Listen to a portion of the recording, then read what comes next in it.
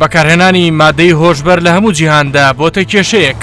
کە ساڵانە بە ملیۆنان دۆلار بۆ بەرەنگاربوونەوەی تەرخان دەکرێت. بە پێی راپۆرتی نەتەوە یەکگرتووەکان 275 ملیۆن کەس لە سەرانسەری جیهاندا مادەی هۆشبەر بەکاردەهێنن کە تەمەنیان لە نێوان 15 بۆ 64 ساڵاندایە. 31 ملیۆن کەسیش بەهۆی مادەی هۆشبەرەوە دووچاری نەخۆشی جۆرا و جۆری دیکەش بوون. ئەم ڕێژانەش بەردەوام لە هەڵکشاندایە. سڵاوتان لێبێم کاتتان باش. دەوترێت مادە هۆشبەرەکان ئافەتێکی مەترسیدارن، بۆمبێکی تەوقیت کراون کەوایە چی بکرێ بۆ ئەوەی گەنجان و بەکارهێنەران دوور بخینەوە لە مادە هۆشبەرەکان و کارتێکەرە عەقڵیەکان. ئەوترێت ئەبوو بەپی یاسا سنتەرێک بۆ چارەسەری ئالوودەبووان دروست بکرێ، بەڵام نەکراوە. دەپرسم بۆچی وەچی بکەین بۆی لەگەڵەوەی کە و کەسانەی ئەیکێشن وەکو تاوانێک لەگەڵەوەی لەسەرشانیانە، بەڵام وەکو ئالوودەبوویەکیش سەیریان بکرێ و چارەسەریان بۆ بدۆزرێتەوە. لێرەوە بنکۆڵ دەست پێکەین بە چیرۆشی کەسانێک کەوا ئێستا دوور کەوتونەتەوە لە بەکارهێنانی مادە هۆشبەرەکان لە تیرۆرێک وەک تارمایی. لەگەڵما بن. مادەی هۆشبەر بەواتای بێهۆشکردنیان لە هۆشخۆ چوون دێ، ئەمەش بەواتایەوەی هۆشی مرۆڤ دەبرێ و لە حاڵەتی سروشتی خۆیدا دەبڕێ. لە دەرەنجامدا دەبێتە هۆی ئالوودەبوون و ژەهراویبوونی کۆندامی دەمار لە ڕێگەی دەم، دەرزی و کوتان، بۆنکردن و کێشان و هەڵمژین و خستنە ژێر زمان و کۆمەوە بەکاردەهێنرێت.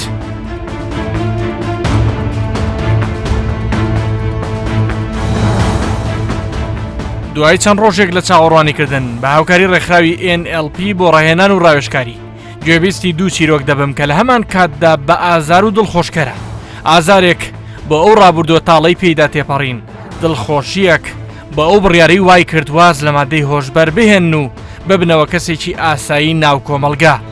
چەند ساڵ لەمەوبەر چۆن تووشی مادە هۆشبەرەکان بووی؟ خودی خۆم سەرەتا کە فێری بەکارهێنانی مادەی هۆشبەر بووم، نزیکە ینی دەوروبەری 3 ساڵ و نیو 4 ساڵ بەر لە ئێستا. چۆن لە چ ڕێگایەکەوە؟ بە بۆنەی برادری خراپەوە لە ڕێگای مەکتەبەوە. لە مەکتەب؟ بەڵێ. واتە مادەکان هێنایە ناو قوتابخانە؟ بەڵێ، زۆر بە ئاسانیش. ئەو مادانە چی بوون کەیان هێنا؟ ئەو مادانە بۆ نمونە لە جۆرەکانی کریستاڵ یانەوەتە حەب، ترامادۆل، سۆمەدریت، ئارتین، یان ئەوەتە لە جۆرەکانی حەشیش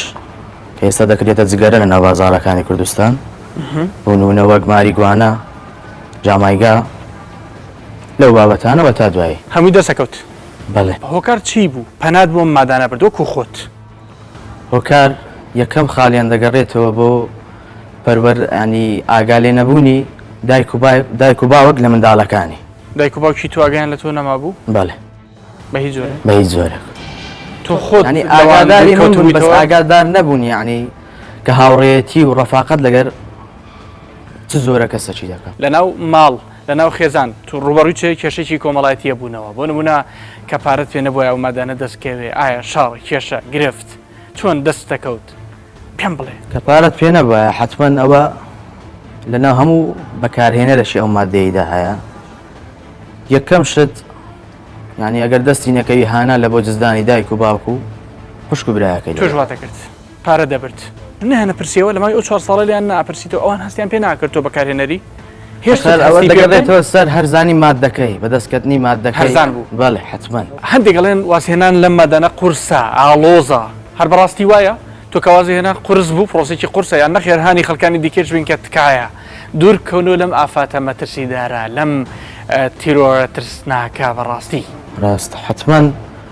یعنی ئەوە قسەی زۆربەی خەڵکە، بەتایبەت بابڕێنەوە کەسانێک کە بەکارهێنەری ئەم مادەیەن، یعنی وازهێنانی لێی ئەوەندە شتێکی قۆڕۆز نییە کە ئەوان باسی لێوە دەکەن. چیرۆکی دووەم هی گەنجێکی خێزاندار و خاوەن منداڵە کە ئالوودەبوون گەیاندی بەو ڕۆژەی هیچ جۆرە متمانەیەکی نەمێنێ و کار لە دەست بدات و خێزانەکەیشی بەجێ بهێڵن. بەڵام لە ئێستادا ئەوە ئێمە بووین لەم کاتەدا ئەومان لە کار کرد بوو، چونکە بەوازهێنانی لە مادەی هۆشبەر گەڕاوەتەوە بۆ دۆخێکی تەواو ئاسایی و کارکردن و ژیانی خۆی. ماوەی چەند ساڵ جەنابەت بەکارهێنەری مادە هۆشبەرەکان بووی؟ 2011 تا 2019 بۆ 20. ینی نزیکی 10 ساڵێک نزیکی 10 ساڵێک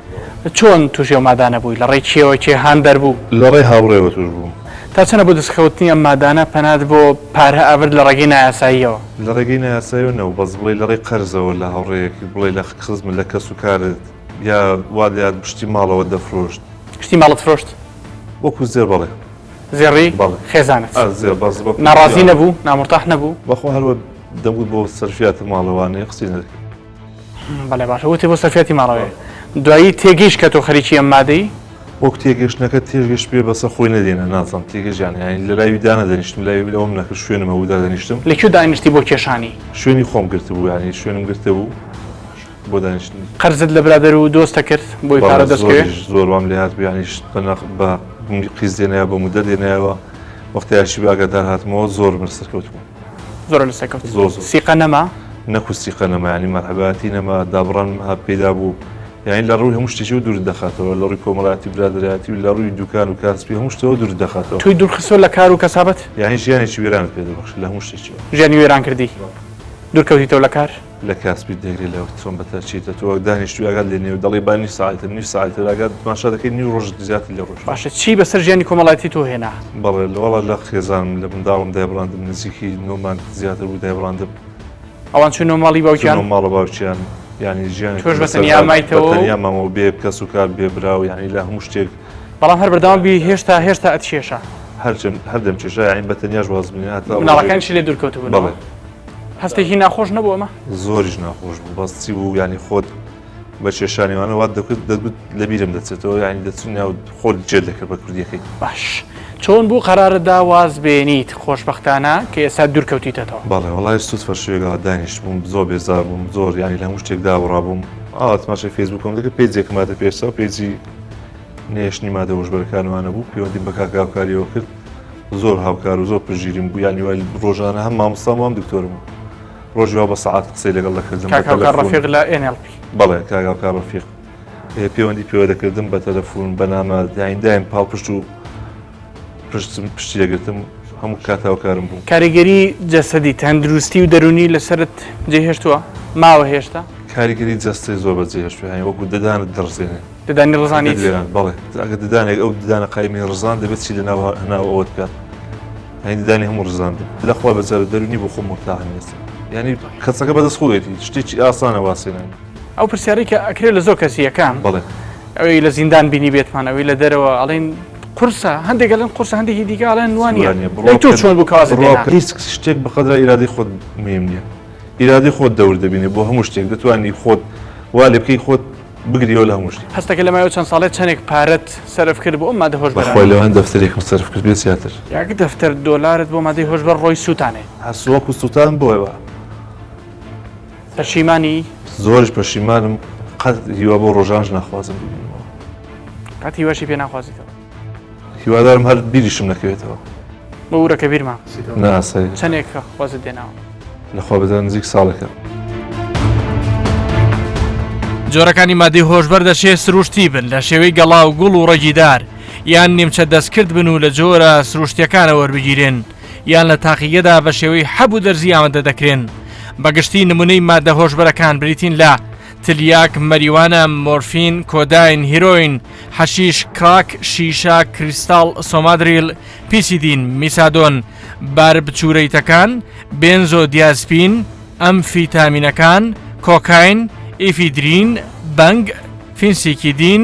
هایدرۆکلۆریک داتورە کۆکا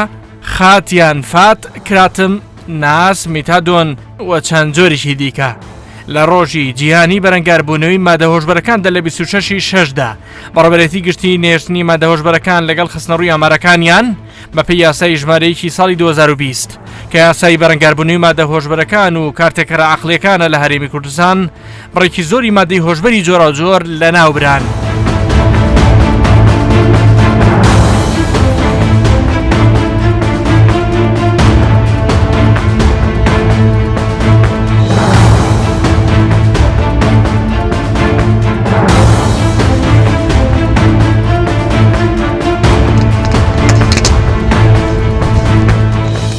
ئاماری چالاکیەکانی بەڕێوەبەرەتی گشتی نێشتنی مادە هۆشبەرەکان بۆ 6 مانگی سەرەتای 2021 بەم شێوەیە یەک دەستگیرکردنی 1970 تۆمەتبار، 2 ئەو تۆمەتبارانەی سزای یاساییان لە دادگا وەرگرتووە 315 کەس بوون، 3 دەست بە سەراگرتنی بڕی 214 کیلو 393 گرام مادەی هۆشبەر، 4 دەست بە سەراگرتنی بڕی 662 کیلۆ نیو تووتنی هندی تۆباکۆ تێکەڵکراو بە حەشیش، 5 دەست بە سەراگرتنی بڕی زیاتر لە 40937 شیت و حەبی پزیشکی هۆشبەری جۆراوجۆر. ڕێکخراوی NLP بۆ ڕاهێنان و ڕاوێژکاری بارگەی سەرەکی لە شاری دوهۆکە لە بواری گەشەپێدانی مرۆییدا ماوەی 2 ساڵە خۆبەخشانە کار لەسەر کەیسی کەسانی توشبووی مادەی هۆشبەر دەکەن تا ئەم ساتەیەش چەندین خول و سیمیناری جۆراوجۆریان ڕێخستووە، چەندین ئالوودەبوو لە ڕێگەی ئەم ڕێکخراوەوە وازیان لە مادەی هۆشبەر هێناوە. زۆرێک لەو کەسانش لە ڕێگەی پیجی کۆمەڵگایەک بەبێ مادەی هۆشبەر بەم ڕێکخراو و بەرپرسەکانیان ئاشنا بوون. ماوەی ساڵێکە ئێمە بە چڕی ئیش لەسەر بەرەنگاربوونی مادە هۆشبەرەکانەکەین لە پارێزگای سلێمانی پارێزگای هەولێر تەواوی کوردستان، یەک ساڵی تاو خەریکی ئەوە بین کە چۆن گەنجان هۆشیارکەینەوە هەڵمەتێکی فراوانمان ئەنجامدا کە لەگەڵ 6,000 مامۆستای ئاینی کۆبوونەوەوانیش لە مینبەری مزگەوتەکان و هەڵمەتەکان فراوان کرد و تەوعیەکی عامیان بۆ خەڵک خستە ڕوو. ئەوەی کە بەشێکی تری پرۆژەکەی ئێمە بوو پەیوەندی گەنجان بوو، ئێمە پێیجێکمانێ بە ناوی کۆمەڵگایەک بەبێ مادەی هۆشبەر، ڕۆژانە پەیوەندیمان پێوە دێت چیرۆکی خەمناک، چیرۆکی دڵتەنگە بیستین کە باز دەوەکەن ئێمە مانەیە واز لە مادەی هۆشبەر بێنین، بەڵام چی بکەین ئێمە ئەوی پێمان بکرێ قسان بۆ بکەین هانیانە دەین ئەو دوو چیرۆکەی کە بینەران بینیانن ئێمە لە نزیکەوە بینیمان هەمویان لە ڕێگەی هەوڵی ئێمە وازیان لە مادەی هۆشبەر هێناوە بۆ ماڕوونکردنەوە قسەمان بۆ کردن بۆ ماڕوونکردنەوە کە لە ڕووی جەستەی و لە ڕووی ئابووری و تۆلستۆخێکایی و هەستی پێناکەی خۆشبەختانەوە دوو چیرۆکی سەرکەوتون کە توانیان واز بێن و بۆم ژیانە ئاش ببنەوە وازدە و چێژەکاتیە بێنن کە ژیانی خۆیانیان لەسەردانا بوو. بەڵام پرسیارەکە ئەوەیە کە هەزارها گەنجیکەی دیکەی ئاوا هەیە چۆن چارەسەر وەربگرن؟ ژمارەکان زۆرن، بەکارهێنەرانی مادەی هۆشبەر دەوترێت 10,000، بەڵام من بە تەحەداوە دەڵێم زۆر زیاترە لەو ژمارەیە، نزیک بۆتەوە لە 100,000ش. چی هەیە من بۆ بسەلمێنێ؟ بەڕاستی ئەوەی کە تۆ هەر بەکارهێنەرێکی مادەی هۆشبەر ئەدوێنی پێڵی چەند کەس ئەناسی ئەڵێ 50 تر ئەناسم، هەر تۆ من پرسیار لە بەڕێزە دەکەم تۆ چەند کەسی ترت بینی و یان ئەیناسی لە دوورەوە کە گومانەکەی بەکارهێنەری مادەی هۆشبەر بێ خود سزادانەکەی تاو بە هەمومان کۆمەڵە کەس ئەناسین. کەیسەیە لە زیندانی چاکسازیانی سلەیمانی بە ئیترافی ئاسایش خۆی ئەڵێ 7 جار لەسەر مادەی هۆشبەر دەست بەسەر کرد، 7 جار لە ناو زیندانە و کاتە زیندان چارەسەری ئەمەنا. زۆر باشە، کۆمەڵە چیرۆکی سەیر و سەمەرێ ژەڵێن لە ناو زیندانەکە بازرگانی هەیە بە مادە هۆشبەرەکانەوە بە شێواز و ڕێگای جیا و جۆراوجۆر. ئێوەش بیستوتانە؟ بەڵێ من چەند کەسێکم دواندۆ کە لە زیندان هاتوتە دەرەوە و خۆشم سەردانی زیندانەکانم کردووە. کۆمەڵک بابەتی زۆر سەیری بۆ منە کراسی سپی لە ناو کراسی سپیە، کراسی سپیکراوەتە ناو گیراوەی تریاکە و گیراوەی کریستاڵەوە، دواتر کوڵێندراوە ئەو مادەی گرتۆتە خۆی کراسی سپی بردراوە بۆ ناو زیندان، دواتر لێش کڵاوەتەوە لەگەڵ ناوی ئاوی گەرمە کەفێکی سپی دەرەکە و دیسان و لێ بازرگانی پێوە کراوە. هەندێک لە ئافرەتان کاتێکە چن سەردانی زیندانی کراوانەکەن لە شوێنی زۆر هەستیاردا مادەی هۆشبەر هەڵەگرن و ئەی بەنە ناو زیندانەکانەوە، یاخود لە شێوازی حەبدا ئەی خەنە گەدەیانە و بە دەزوێگەی بەسن بە دانیانە و دواتر دەری هێنن دەیان فێڵی دیکە هەیە. بەڕاستی ئێستاەکەین بێگومان بۆ ئەوەیە کە بڵێن ئەمانە کەشەڤون ڕاستە خەڵکی دیکە چیتر پەنان نەبا بۆ ڕێگەیانە. ڕاستیە زیندانەکان دۆخیان باشە لە ئێستادا، بەڵام بەم حاڵەشەوە ئەم فێڵانە هەیە بۆ دزەکردنی مادەی هۆشبەر. هەر بەپێی یاسای ژمارەیەکی ساڵی 2020 کە یاسای بەرەنگاربوونەوەی مادەی هۆشبەر و کارتێکەرە عەقڵیەکانی هەرێمی کوردستانە دەبوو لەلایەن وەزارەتی تەندروستی و بەسەرۆکایەتی خودی وەزیر لیژنەی باڵای نێژنی مادە هۆشبەرەکان و کارتێکەرە عەقڵیەکان دروست بکرێ و بە هاوکاری وەزارەتی کار و کاروباری کۆمەڵایەتیش سەنتەرێکی شیاندنەوە و ناوەندێک بۆ چارەسەری ئالوودەبووان دروست بکرێت. دکتۆر سامان بەرزنجی وەزیری تەندروستی حکومەتی هەرێمی کوردستان ڕایگەیاند یاسای بەرەنگاربوونەوەی مادە هۆشبەرەکان چۆتە بواری جێبەجێکردنەوە. تیرۆری مادەی هۆشبەر کیمیابارانکردنێکی لەسەر خۆیە، حەپی ترامادۆڵ، ئێفیدرین و مۆلفین کە بوونە تا هەوێنی مادەی هۆشبەر بۆ دروستکردنی چەندین جۆر لە مادەی مەترسیدار بەکاردێن. هەروەک چۆن بەشێک لە پێکاتی ئەم مادانە لەگەڵ تێکەڵکردنی کۆکاین کراکی لێبەرهەمدێ لە سنووری هەرێمی کوردستان بازرگانی پێوە دەکرێت. ئەم حەپانە پێشتر لە ڕێگەی ئێرانەوە هاتوونەتە کوردستان و جارێکی تریش لە ڕێگەی هەندێ بازرگان و قاچاقچیەوە ڕەوانەی ئێران دەکرێنەوە. لەوێش لە چەند کارگەیەکدا دەکرێنە پێکاتەکانی کراک و شیشە یان مادەی تری لێ دروست دەکرێت و بە قاچاق دەگەڕێتەوە کوردستان. ئێمە بە حکمی ئەو کەسانی کە بینی ومان لە نێو چاکسازیەکاندا و بە هاوکاری لەگەڵ ڕێکخراوی وچان بۆ قوربانی پێشێرکاری مافی مرۆڤ کە نزیکەی 6 ساڵ دەبێت لەسەر ئەم کەسانە ئیشەکەین. پرۆگرامێکی زانستی هەیە پێی دەوترێت پرۆگرامی چارەسەری خود ڕێنمایی کراو کە لە 16 دانیشتن پێکاتوە. ئێمە بۆ 12 کە زۆرەگرین بە گروپێکی عیلاجی کە نزیکەی بۆ 3 مانگ کاتی پێچێت ڕۆژانە هەفتەی جارێ بۆ 2 جار دەیان بینین. کۆمەڵێک پرۆگرامی ورد و زانستی هەیە کە هەمووی بە مانیۆڵ و بە تەریقی عیلاجی لەگەڵ ئەم کەسانە ئیشەکرێت. بۆیە دەمێت ئەو بڵم کە چارەسەر هەیە بۆ ئالوودەبوون بۆ کەسێک کە ئالوودەوەی مادووی هۆشبەرە بەڵێ بێگومان بەدڵنیایەوە چارەسەر هەیە. لە 60 ئەو کەسانی کە پرۆگرامی زانستی و خود چارەسەری وەردەگرن بۆ ئالوودەبوون معارزن بۆی کە بگەڕنەوە سەر ئالوودەبوون و مادەی هۆشبەر بۆ وەکووتمان کە یەکەم نەخۆشیە دوو بەهۆی قوت و چێژی ئەو مادەیە کە لە مێشکە مۆرفین دەڕژێنێت بڕێژێکی بێ ئەندازە بۆ نمونە ئەوەی کە تەجربە کراوە تاقی کراوەتەوە چێژی 9 غرام شیشە 12 جار هێندەی چێژی سێکسکردنە واتە جیاوازیەکە زۆر ناتەبیعیە. لەڕاستیدا بابەتی چارەسەرکردنی ئالوودەبوون تەنیا بە نەسیحەت و ئامۆژگاری نابێ ڕۆڵ ئاگال لە خۆت بێ و کەسی باش بۆ ڕەفاقەتی خەڵکی باش بکە ئەمە بەوە ناکرێت لەگەڵ ڕێزمان بەو کەسانێک کە ئیرشاد و نەسیحەت و ئامۆژگاریەکەن بەڵام ئەمە پێویستی بەوەیە کە بە زانست ڕوبەڕووی بیتەوانێت کە لەژێر پرۆگرامێکی چارەسەریا بن و من لێرە شەوە دەمەوێت ئەوە بڵێم کە هیچ شەرموولەکە و عیبەیەک نییە کەسێک کە کەسێکی ئالوودەبوو دەبینێت لە نێو خێزانەکەی لە نێو شوێنی کارەکەی لە پیشەکەیدا یارمەتی بن لە هەمووی گرنگتر ئەوەیە کەسێکی متمانە پێکراوە بێ قسەی لا بکات دواتر سەردانی پزیشکی دەرونی بکات سەردانی چارەسازی دەرونی بکات. زانیاریەکانەوە ناشارنەوە تا ئەم ساتە لە ناو چاکسازیەکانیشدا تاڕادەیەک بەشێک لە کەسانی بازرگان و بەکارهێنەری مادەی هۆشبەر توانیویانە دەستیان بە مادەکان بگات و چەندین ڕێگەی جیاوازیان تاقی کردوتەوە هەرچەندە زوو ڕێگەکان ئاشکراکراون و کەسانی تێوەگلا و سزای یاساییان ڕوبەڕوو کراوەتەوە. لە دوای 2023 تا ساڵی 2014 راپۆرتێکی نەتەوەی گرتوەکانەیە کە باسی عێراق لەبارەی مادەی هۆشبەرەوەڵێ عێراقێکێکە لە شارڕێگاکانی گواستنەوەی مادەی هۆشبەر لەسەر ئاستی دنیا تا ئەو کاتە عێراق ترانزیتێک بەکاراتەوە بەڵێ تا ئەو کاتە عێراق وەزعی باش بوو بالفعل لە چاکسازەکانیش لای ئێمە ئامارەکان بەو شێوە نەبوون بەکارهێنەران و بازرگانانی مادەی هۆشبەر لەو 4 تاوانە گەورە نەبوو کە ڕقمی گەورن لە ناو چاکسازەکانی هەرێمی کوردستان بەڵام دەبینین لە دوای دەرکەوتنی شەڕی داعش و پاش کۆتاییاتنی شەڕەکە ئامارەکان زیادیان کرد. ساڵی پار عێراق لە ڕێگەی وەزارەتی ناوخۆ بەڕێوەبەرایەتی بەرەنگاربوونەوەی مادەی هۆشبەری تەنها لە ماوەی 11 مانگی ئەڵێ 6000 دۆسیەی هەیە لەوانەی کە بەکارهێنەرن و یاخود بازرگانی مادەی هۆشبەر. کەواتە ئێستا ترانزیت نەما ئێستا بۆ بازاڕ بەڵێ ئێستا چاودێران و راپۆرتی ڕێکخراوەکانی تایبەت بۆ بوارە هەیە ئاماژە بەوەن هەتا دەستەی باڵای کۆمیسیۆنی مافی مرۆڤی عراقیش دەڵێ ئێستا عراقیشێکە لە بازارەکانی ساختکردنەوەی مادەی هۆشبەر کە پێشتر شارڕێگە بوو ئامارەکان دەرخەری ئەو ڕاستیان لە هەرێمی کوردستان تا ئەمڕۆ ئێمە قسەی تیاکەین 875 کەیسمان هەیە لەوانە 390یان ئەوانن کە بازرگانی مادەی هۆشبەرن. ئەگەر بین بەراوردی کەین لەگەڵ ساڵی 2015 لە هەمان مانگدا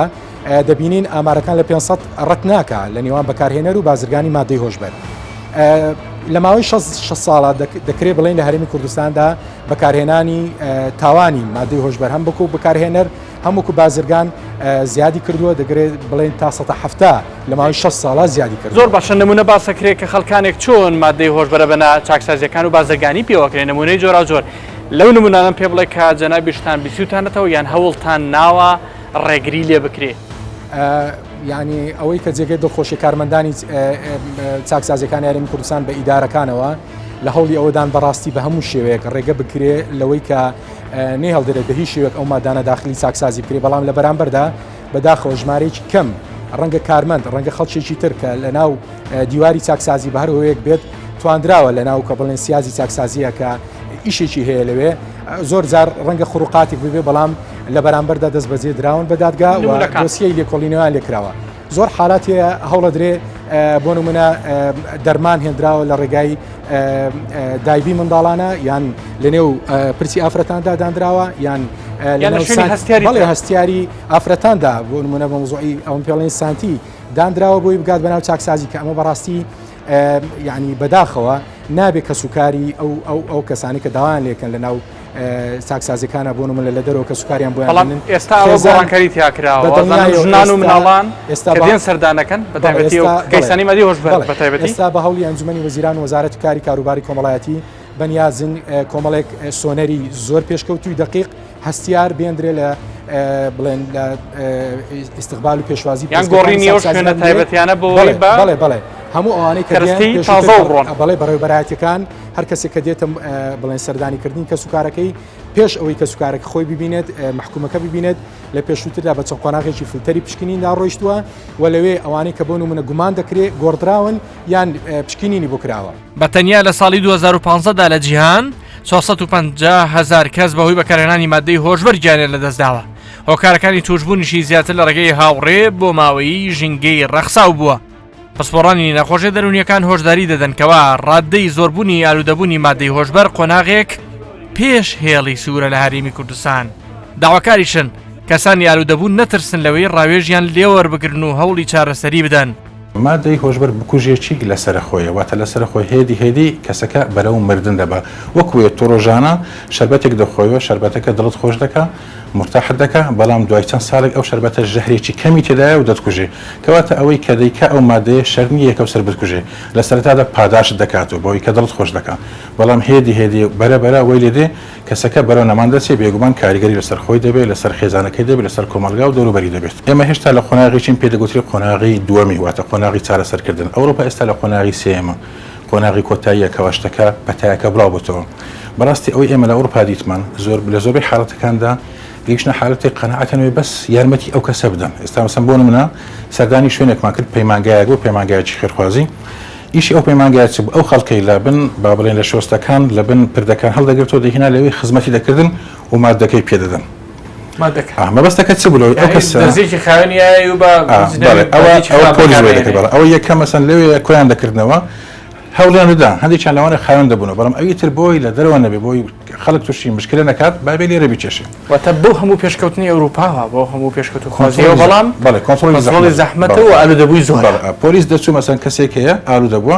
لە بازار لە شوێنەکە کەوتووە دەیدیت سرنجێکی پیسی پێ بۆی تووشی ئایدز و نەخۆشی هەوکردنی جگەر نەبێ سرنجەکەی بۆ دەگۆڕێ دەکرد یەکێکی خاوێنتر ئەگەر بە هێڵ و بە ڕەنگ دیاریکەین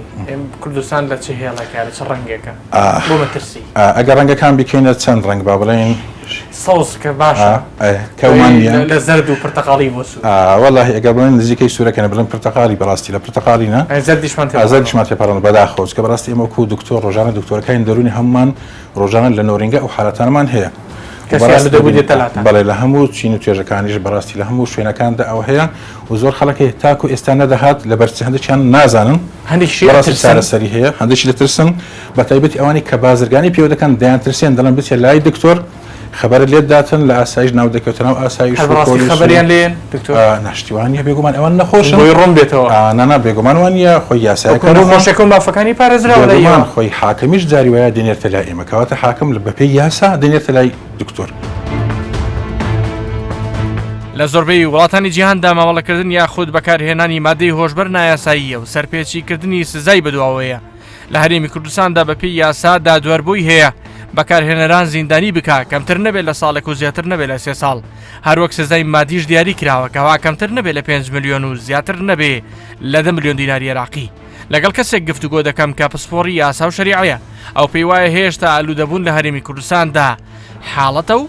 نەبۆتە دیاردا مامۆستا هەستەکەی ئێستا لە حاڵەتەوە بۆ بێتە دیاردا نەخێر بەدڵنیاییەوە دیاردە نییە چکە دیاردا ئێمە ئەگەر تەمەشای واقعی کوردستان بکەین و ژماری دانیشتوانی کوردستان بکەین لەوانەیە ڕێژەکەی زۆر کەم بێ نسبەتەن بەوانەی کە دوورن لەو ژەهرە پیسە ناتوانین بڵێن دیاردەیە بەڵام